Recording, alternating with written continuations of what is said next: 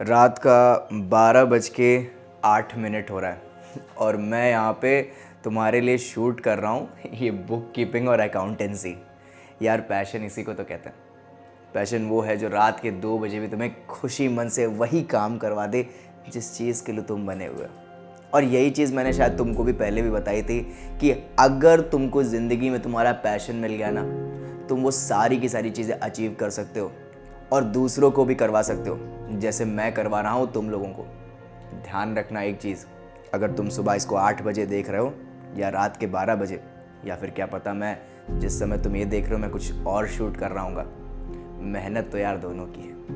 यहाँ से मैं अपनी मेहनत कर रहा हूँ, वहाँ से तुम अपनी मेहनत कर रहे हो। लेकिन इस चीज़ का ध्यान रखना, ये सारी की सारी चीज़ें मैं तुमसे एक लाइन में बोलना चाहता हूँ, ये सारी की सारी चीज़ें वर्थ तभी जाएंगी जब तुम अपनी क्लास में वो रैंक लेके आओगे जो तुमने कभी सोची भी नहीं थी।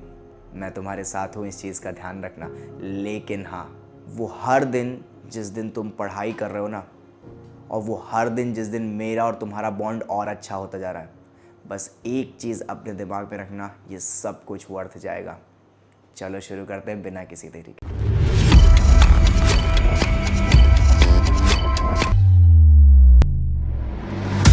तू होता कौन है कहने वाला, कहते कौन बातें तेरी सुनने वाला।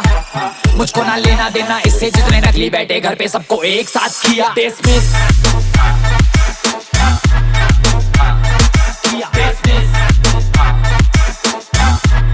सबको एक साथ किया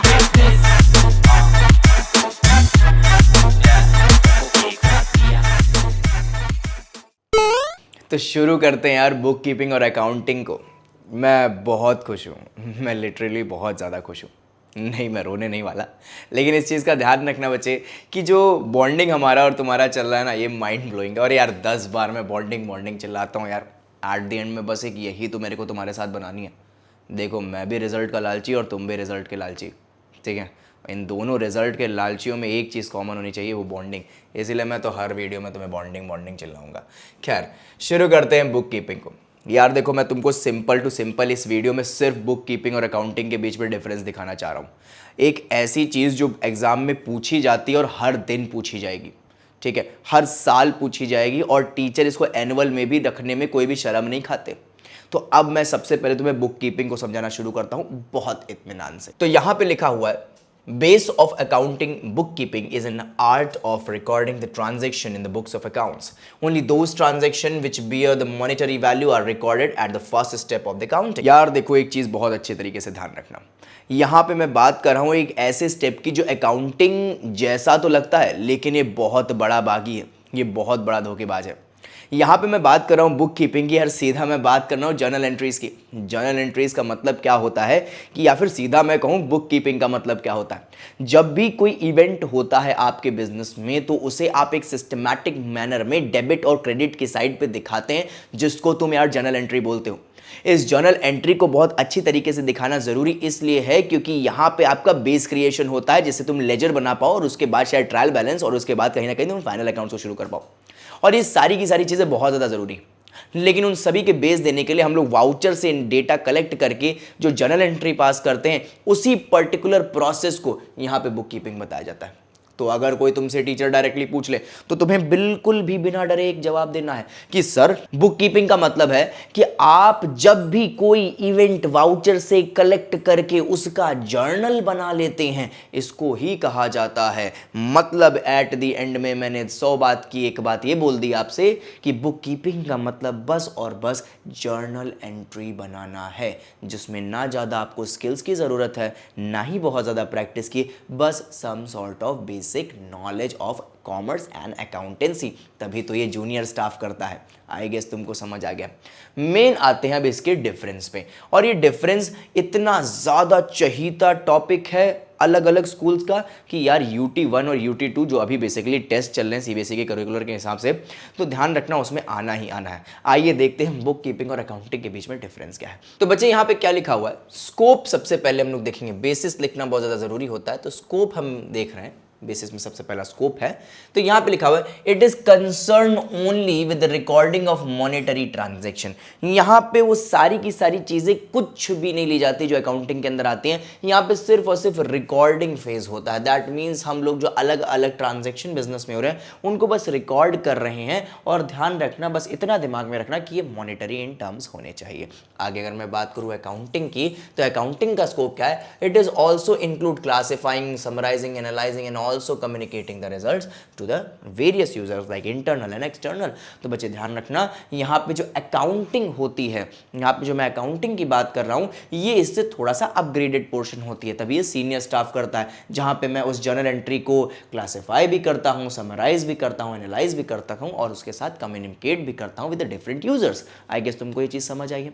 आगे अगर मैं बात करूँ स्टेज की, तो स्टेज में लिखा है बच्चे ये प्राइमरी स्टेज के अंदर आता है, it is the primary stage, और बच्चे ये सेकेंडरी स्टेज में आता है। भले बुक कीपिंग कितना भी बेकार हो, भले बुक कीपिंग कितना भी सस्ता हो, भले बुक कीपिंग जितना भी जूनियर स्टाफ कर रहा हो, लेकिन एक चीज़ का ध्यान रखेंगे कि बच्चे यहाँ पे जो आपका बुक कीपिंग है ये हमेशा और हमेशा प्राइमरी स्टेज में रहेगा। दैट मीन्स इसकी फर्स्ट पोजीशन है, ठीक है। और वहीं पे बात करूं अगर मैं सेकेंडरी स्टेज की, तो बच्चे ये सेकेंड पोजीशन में हमेशा ही रहेगा।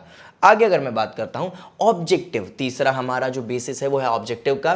तो यहां पे लिखा हुआ है students, to maintain systematic record of the business, यहाँ पे to calculate the net profit and the net losses. यहाँ पे रिकॉर्ड मेंटेनेंस के लिए काम आता है, ठीक है। बुक कीपिंग किसके लिए काम आता है स्टूडेंट्स? हाँ, रिकॉर्ड मेंटेनेंस के लिए, वेरी गुड। और ये किसके लिए काम आता है? क्योंकि यहाँ पे हायर स्टडीज होती हैं, तो यहाँ पे net profit, net loss, trial balance को उससे बैलेंस शीट बनाना, ये सारी की सारी चीज़ें यहाँ पे देखी जाती हैं।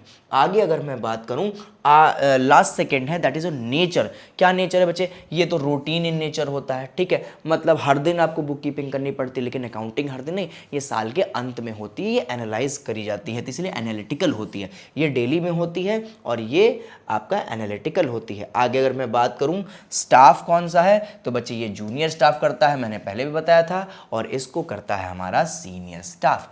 आई गेस तुमको ये बहुत अच्छी तरीके से समझ आ गया यार। जाते जाते मैं तुमको बस एक ज्ञान और देना चाहता हूँ बच्चे, ध्यान रखना, ये जो बुक कीपिंग और अकाउंटेंसी है, इन दोनों में कन्फ्यूजन तब शुरू होती है, एक पर्टिकुलर चीज़ आती है लेजर, कि सर लेजर किस में आता है? क्या वो बुक कीपिंग के अंदर आएगा या वो अकाउंटिंग के अंदर आएगा? जिन मानुसों को ये नहीं पता है कि लेजर क्या होता है, बच्चे ध्यान रखना, जनरल एंट्री के बाद बनता है लेजर बच्चे, क्योंकि ध्यान रखना यहाँ पे लेजर एक क्लासिफिकेशन होता है, इसीलिए उसके तहत लेजर आपका अकाउंटिंग के अंदर आना चाहिए। आपका वो कभी भी बुक कीपिंग के अंदर नहीं आता, लेकिन कुछ पब्लिकेशन लेजर्स को भी बुक कीपिंग के अंदर बताती हैं, तो घबराने की जरूरत नहीं है, क्योंकि लेजर्स के अंदर बहुत सारा ऐसा डेटा भी होता है जो आपका क्लरिकल या फिर रूटीन नेचर का होता है। लेकिन एक चीज़ ध्यान रखना, जर्नल के बाद लेजर भी बिल्कुल साल के अंत में बनाया जाता है, जिसकी वजह से ट्रायल बैलेंस क्रिएट होता है। तो ज्ञान सीधी बात ये ले लो कि बुक कीपिंग के अंदर ओनली जनरल एंट्री, और अकाउंटिंग के अंदर फिर लेजर भी आ गया, ट्रायल बैलेंस भी आ गया, trading account, P&L account, balance sheet, सब कुछ डाल दो। आई गेस तुम ये चीज़ समझ गए हो। एट द एंड में सर ये वीडियो तो बहुत ज़्यादा छोटी हो गई, बुक कीपिंग और अकाउंटिंग बस इतना ही पढ़ा के चले जाओगे? हाँ बच्चे, मैंने कहा था मैं टॉपिक वाइज बनाऊंगा, भले वीडियो 2 से 3 मिनट की ही क्यों ना हो। इसके बाद जो मैं अगला जो वीडियो लेके आ रहा हूँ वो आपका होने वाला है सब फील्ड या फिर ब्रांचेस ऑफ अकाउंटिंग की। ध्यान रखना, मेरे साथ स्टे ट्यून्ड रहो। हर वो 5-5, 10-10 मिनट की वीडियो में वो जो अच्छी तरीके से कोर्ट में मैं टॉपिक कवर कर रहा हूँ ना, माइंड ब्लोइंग रिजल्ट आने वाला है तुम्हारा। मिलता हूँ, हैव अ नाइस डे। तू होता कौन है कहने वाला, कहते कौन बातें तेरी सुनने वाला, मुझको ना लेना देना इससे जितने नकली बैठे घर पे सबको एक साथ किया डिसमिस।